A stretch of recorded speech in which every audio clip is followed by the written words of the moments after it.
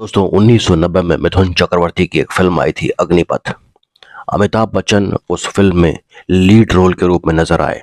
लेकिन मिथुन चक्रवर्ती की जिंदगी से बहुत ही जुड़ा हुआ एक अजीब वाकया है इस फिल्म के साथ। 1988 में जब गंगा जमुना सरस्वती फिल्म आई थी, उस फिल्म में मिथुन चक्रवर्ती के साथ धोखा हुआ। बहुत सारे सीन काट दिए गए और नौबत यहां तक आई कि मिथुन चक्रवर्ती ने उस फिल्म की डबिंग करने तक से इनकार कर दिया था। अमिताभ बच्चन ये नाराजगी बर्दाश्त नहीं कर पाए क्योंकि मीडिया में उन दिनों अमिताभ बच्चन की बहुत बुराई हुई थी इस बात के लिए कि इतने सीनियर कलाकार होने के बावजूद मिथुन चक्रवर्ती के साथ उन्होंने ऐसा व्यवहार किया। दूसरा मौका आया जब अग्निपथ फिल्म 1990 में आई।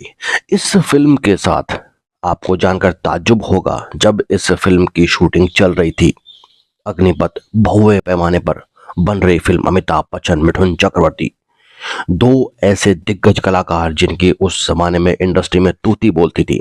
अमिताभ बच्चन का करियर ढलान पर था क्योंकि लगभग लगभग उनका फिल्मी जीवन एक उतार की ओर था, लेकिन मिथुन चक्रवर्ती का उन दिनों में डंका बजता था। और यही वजह है कि नॉर्थ इंडिया और यूपी और बिहार की सारी टेरिटरीज को अपने कब्जे में करने के लिए ही अमिताभ बच्चन ने मिथुन चक्रवर्ती को इस फिल्म में कोशिश यही की कि पूरी तरह से इस फिल्म में अपने किरदार के रूप में मिथुन चक्रवर्ती के ऊपर हावी हो जाओ। लेकिन मिथुन चक्रवर्ती ने एक धोखा खाने के बाद इस फिल्म के कॉन्ट्रैक्ट में सबसे बड़ी सावधानी ये बरतते हुए लिखवा दिया था कि मेरा जो भी सीन शूट हो गया वो सीन यथावत फिल्म में रखा जाएगा। अगर मेरा एक भी सीन कटा तो मैं इस फिल्म की डबिंग नहीं करूंगा और न ही इस फिल्म के किसी प्रमोशन में हिस्सा लूंगा। फिल्म में उनके सीन तो रखे गए, लेकिन देखिए, आप गौर करिए, जब भी फिल्म में अमिताभ बच्चन आते हैं, बड़े बड़े bell bottom suit pant, branded suits में पूरी फिल्म में उनकी एंट्री है और मिथुन चक्रवर्ती को लुंगी और बनियान पहनाई गई। लेकिन बंदे की कलाकारी ऐसी कि लुंगी और बनियान में भी ऐसी कला दिखाई कि पूरा हिंदुस्तान उनकी कला से वाकिफ हो गया। मंत्रमुग्ध होकर पूरी फिल्म को लोग देखते और बड़े ही इंजॉय करते।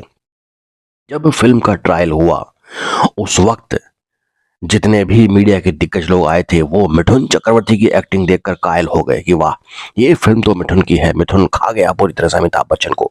और कहीं ना कहीं उड़ती हुई बात जब अमिताभ बच्चन के कानों में पहुंची कि मिथुन का कैरेक्टर उभर के आ रहा है, तो उन्होंने मिथुन के कैरेक्टर को दबाने के लिए, एक ओवर प्रेशराइज करने के लिए ही अपनी आवाज में एक प्रयोग किया था। जो आवाज शायद आपने अग्निपथ में अमिताभ बच्चन की सुनी थी, वो नॉर्मल आवाज नहीं थी, एलाबोरेट किया गया था। आवाज को कुछ ऐसा पावरफुल, कुछ ऐसा बनाया गया कि किसी न किसी तरह से वो मिथुन के ऊपर हावी हो चुके ऐसा लगे और उनकी किरदार में एक जान आए। किसी तरह से अपने किरदार को पावरफुल दिखाना है, लेकिन आवाज का ये प्रयोग करने के बाद भी वो जनता के दिलों में वो जगह नहीं बना पाए जो मिथुन चक्रवर्ती ने उस किरदार में बनाई थी। कृष्णर अय्यर यम ये लुंगी और बनियान में भी लोगों के दिलों में ऐसे घुस गए कि अमिताभ बच्चन का सूट बूट वाला दमदार आवाज का किरदार भी धाराशायी हो गया। और कमाल की बात, लोगों के दिलों में अलग छाप पड़ी मिथुन चक्रवर्ती की। बहुत कम लोग इस बात पर विश्वास करेंगे कि इस फिल्म की शूटिंग के दौरान अक्सर कई शेड्यूल ऐसे निकले जहां अमिताभ बच्चन और मिथुन चक्रवर्ती की आपस में बातचीत भी नहीं हुई। दोनों साथ साथ शूटिंग करते, शॉट देते और एक एक कोने में जाके बैठ जाते। अमिताभ बच्चन शुरू से ही ऐसे थे कि 10-15 लोगों का हुजूम उनके साथ चलता था, जो उनको घेरे रहता था और जिनका एक ही काम था कि वाह वाह सर जी वाह, क्या बात है, क्या शॉट दिया, क्या शॉट दिया। ऐसे करके यूनिट के बाकी लोगों पर एक दबाव बनाते थे कि वाह अमिताभ बच्चन, 15 लोग वाह वाह वाह हो रही है, बाकी कलाकार तो अपने आप डर के रह जाए, लेकिन मिथुन कहाँ डरने वाले हैं। और देखिए कलाकार का एक दिल कैसा होता है कि शूटिंग पे शॉट दे रहे हैं, काम किया, कोई बातचीत नहीं है लोगों के बीच में, लेकिन जब काम होता है, कैमरे के सामने जितना काम आया उसको देखकर ये कोई बोल ही नहीं सकता कि भैया इन कलाकारों के बीच में सेट पर बात ही नहीं होती है। शॉट खत्म, जाके कोने में बैठ गए, वो अपने दुनिया में मस्त, वो अपने दुनिया में मस्त, अपने अपने घर गए। भाई अपना अपना काम करो। काम जो किया उसमें नहीं लगना चाहिए कि हम आपस में बात भी नहीं कर रहे, हमारे बीच में मनमुटाव है, या हर शॉट में तुम किसी न किसी तरह से मुझ पर हावी होना चाहते हो। डायरेक्टर तुम्हारे बस में है। अपने काम को अंजाम देने का जज्बा कमाल है मिथुन चक्रवर्ती साहब का। ये अंदाज, इस तरह से रोल को निकाला। अमिताभ बच्चन को हाईलाइट करने के चक्कर में फिल्म कुछ और ही घूम गई और फिल्म बॉक्स ऑफिस पर इस तरह से धाराशायी हुई। इतनी बड़ी भव्य पैमाने पर बनी हुई फिल्म भी फ्लॉप हो गई। क्यों? क्योंकि 70-80% अमिताभ बच्चन के कैरेक्टर को ही खींचा गया। अगर बराबर की फुटेज होती मिथुन चक्रवर्ती के कैरेक्टर को भी उनके बराबर लाके, लेकिन मिथुन चक्रवर्ती ने जो रोल इस फिल्म में निकाला था वो आज भी इतिहास में दर्ज है। और कई इंडस्ट्रीज में जहां जहां एक्टिंग क्लासेस होती है वहां इस तरह के रोल को पढ़ाया जाता है, बारीकियां सिखाई जाती है कि देखिए ज़रूरी नहीं है कि आप सूट पैंट पहन के ही एक्टर बन सकते हो, लुंगी में भी आप अपनी एक्टिंग की कला किस तरह से दिखा सकते हो। बाकायदा ऑडिशंस में इस तरह के किरदार दिखाए जाते हैं, पढ़ाए जाते हैं, समझाए जाते हैं। ये कमाल सिर्फ और सिर्फ मिथुन चक्रवर्ती ही दिखा सकते थे, जो उन्होंने उस फिल्म में दिखाया।